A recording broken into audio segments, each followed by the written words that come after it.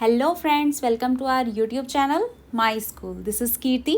आज हम स्टार्ट करने जा रहे हैं geography chapter number 2 for class 10th। Chapter का नाम है forest and wild life resources. हमने अपने प्रीवियस ज्योग्राफी वीडियो में चैप्टर 1 कंप्लीट किया था जिसका नाम था रिसोर्सेज एंड डेवलपमेंट, जिसमें हमने रिसोर्सेज के बारे में पढ़ा और डेवलपमेंट के बारे में पढ़ा कि दोनों एक दूसरे के लिए कितने ज़रूरी हैं। रिसोर्स का भी डेवलपमेंट ज़रूरी है और डेवलपमेंट के लिए रिसोर्स ज़रूरी है।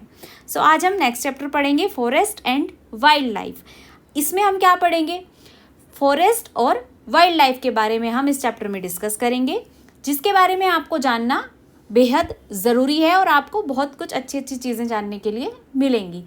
देखिए, ये चैप्टर प्रीवियस ईयर में सिलेबस में नहीं था, कुछ सिलेबस कम हुआ था तो ये चैप्टर हट गया था। इस बार आपको ये चैप्टर पढ़ना है। ये बहुत ही छोटा सा और सिंपल चैप्टर है, स्कोरिंग भी है, इजीली आपको समझ आएगा और आप अच्छा स्कोर इसमें कर सकते हैं। ओके, हमें जानना है कि फॉरेस्ट और वाइल्ड लाइफ है क्या। ये एक नेचर सिस्टम है जो एक रिसोर्स है।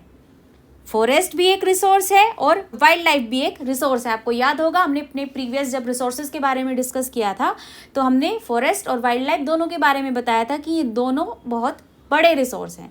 तो ये दोनों हमारे लिए एज अ रिसोर्स ही काम करते हैं, नेचर का एक पार्ट है जो कि हमारी नीड को सेटिस्फाई करते हैं।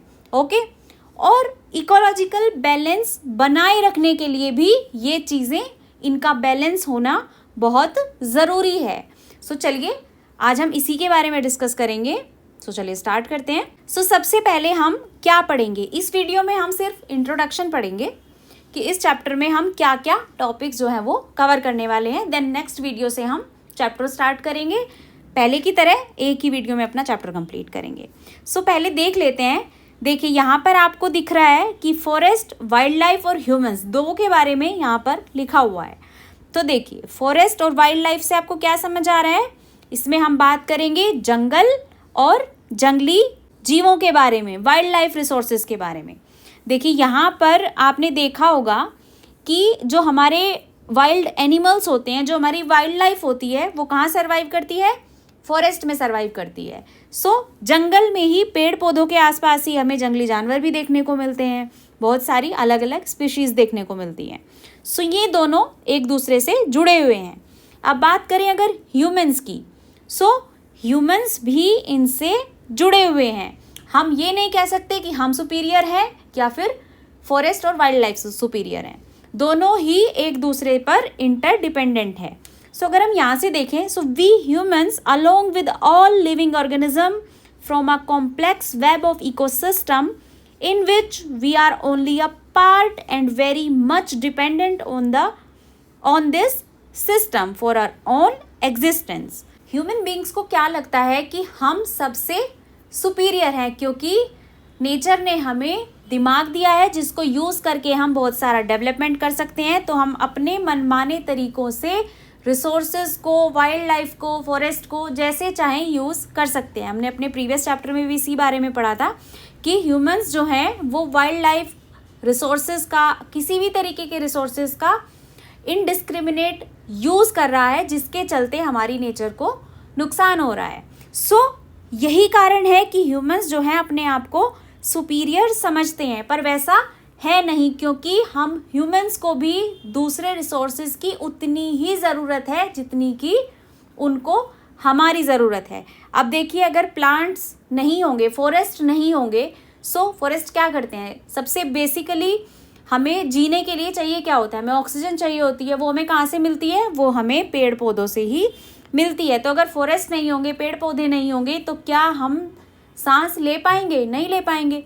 बेसिकली सबसे ज़्यादा इम्पोर्टेंट हमारे लिए होता है जीने के लिए ऑक्सीजन, जो कि मिलती है हमें पेड़ पौधों से। इसी तरीके से एनिमल्स, हम एनिमल्स पर भी बहुत ज़्यादा हद तक डिपेंडेंट हैं, क्योंकि बहुत सारी ऐसी चीज़ें हैं जो एनिमल्स से ही हमको मिलती है।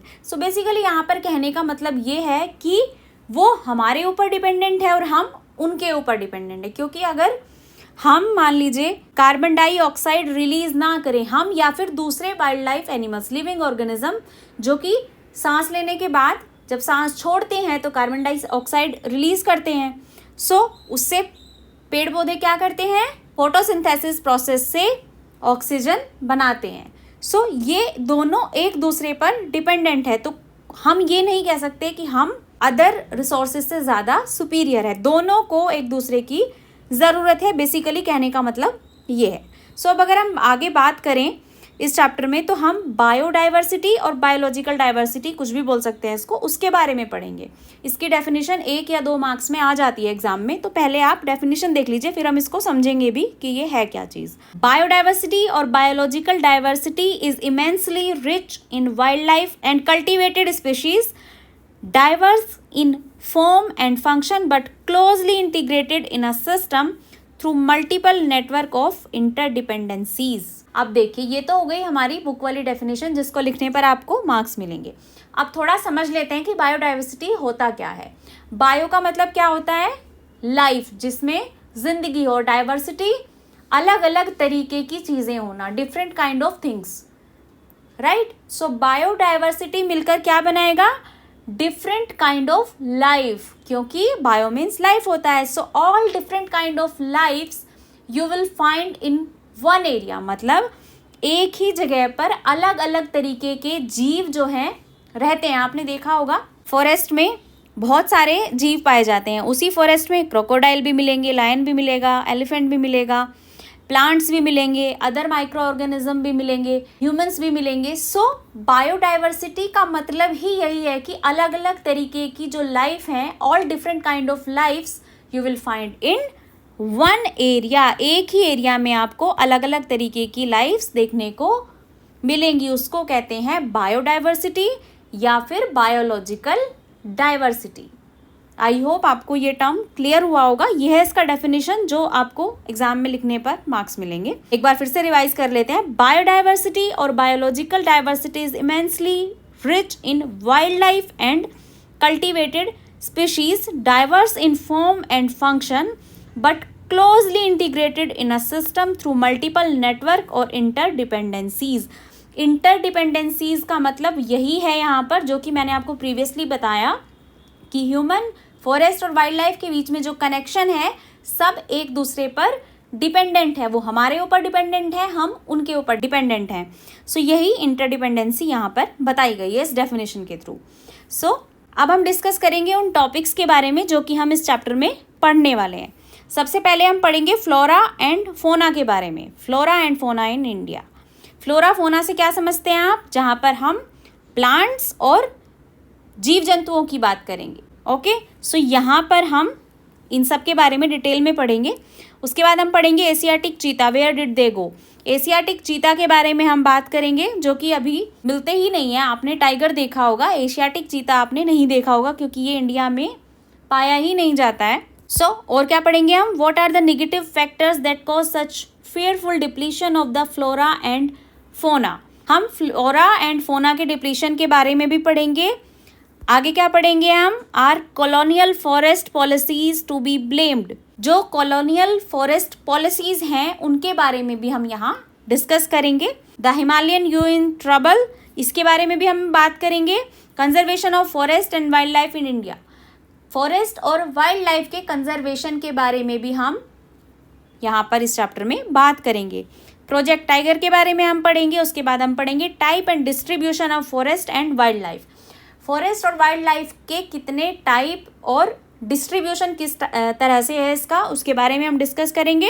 उसके बाद हम पढ़ेंगे कम्युनिटी एंड कंजर्वेशन, कम्युनिटी और कंजर्वेशन के बारे में भी पढ़ेंगे। बेसिकली ये हो गए हमारे टॉपिक्स जो इस चैप्टर में हम डिस्कस करने वाले हैं। मिलते हैं अगले वीडियो में नेक्स्ट टॉपिक के साथ, जो कि होगा हमारा कंप्लीट चैप्टर। हम उस वीडियो में कंप्लीट चैप्टर करेंगे। तब तक के लिए thank you and bye bye, and please like, share and subscribe our YouTube channel.